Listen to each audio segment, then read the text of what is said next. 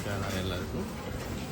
ಇವತ್ತು ನಾನು ನಿಮಗೆ ತೋರಿಸ್ತಾ ಇದ್ದೀನಿ ಹಣ್ಣುಗಳು ಜರ್ಮನಿಯಲ್ಲಿ ಯಾವ ರೀತಿಯಾದಂಥ ಹಣ್ಣುಗಳು ಇವಾಗ ಬಂದಿದ್ದಾವೆ ಅಂತ.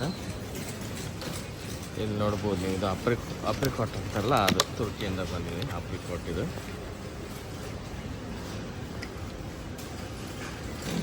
ನೀವು ಬ್ಲೂಬೆರಿ, ಇದು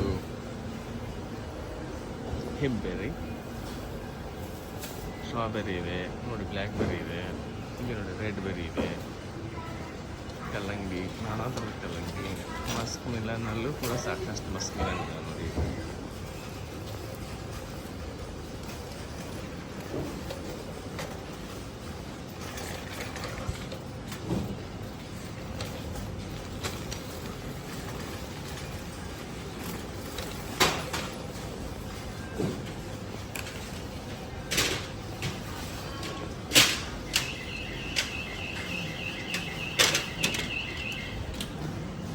ಚೆರೀಸ್,